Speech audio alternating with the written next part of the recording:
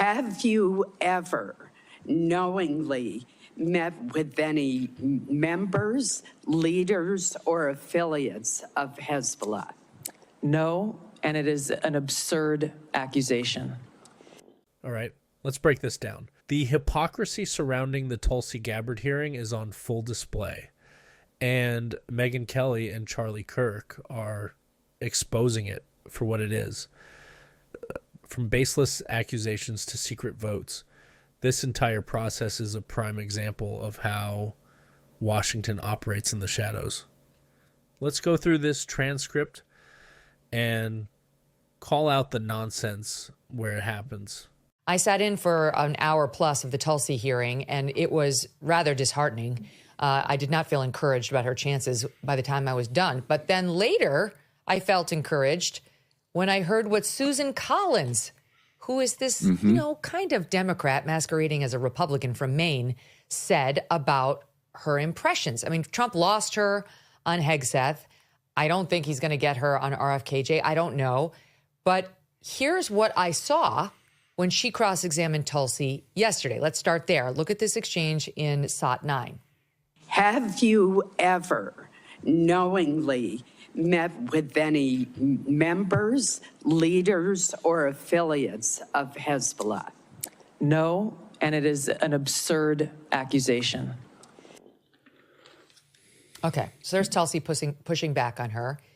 The cross-examination by Susan Collins wasn't particularly aggressive, but it kind of sounded like that. You could argue that she was just giving her a chance to respond to the things that have been alleged about her, but you could hear Tulsi sort of taking issue with even the suggestion.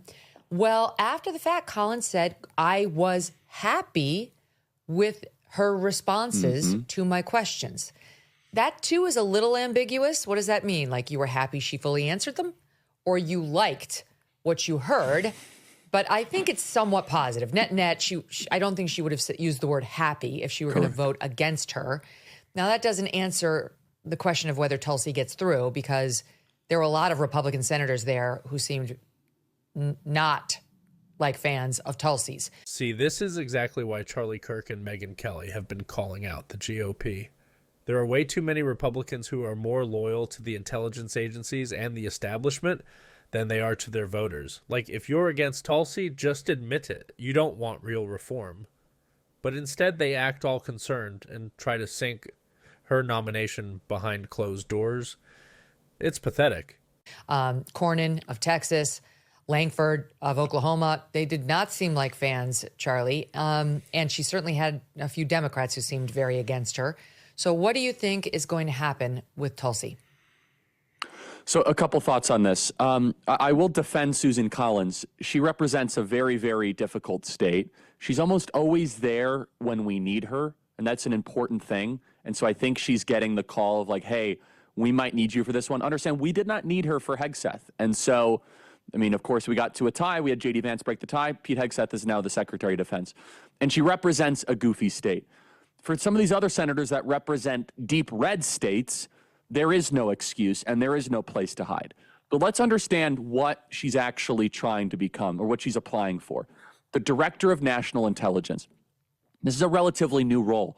It hasn't been around for very long. It was created post 9/11 to actually be the connective tissue between all of the intelligence agencies. It actually is above the Central Intelligence Agency, above the CIA. It has power that has not really been exercised for quite some time. DNI is the custodian of the nation's secrets. It is the keeper of secrets. From all the things that our government is doing that they don't want us to always know what they're doing. Yeah, and that's exactly why the establishment is terrified of someone like Tulsi stepping into this role. Megyn Kelly and Charlie Kirk have been pointing this out for years. Our intelligence agencies do not want oversight. They do not want transparency. They want someone who will keep the status quo, not someone who might actually hold them accountable.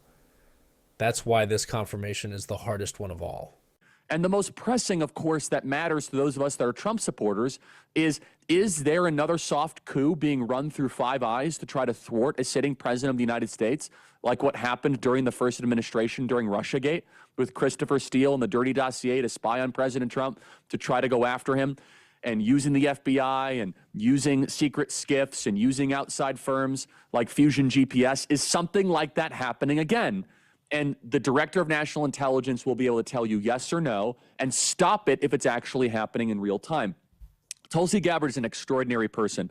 Her vet file came back like clean, clean, clean. She actively has a top-level security clearance, a TSSCI. She serves in the military. She was a former Democrat, which makes this even more interesting because she has been so focused on trying to reorient American foreign policy to a America first standpoint, not one of neo-globalist, internationalist wars and nation building at every single corner and every turn. So, I mean, yeah, this whole thing is a joke. Megyn Kelly and Charlie Kirk are right to call it out for what it is.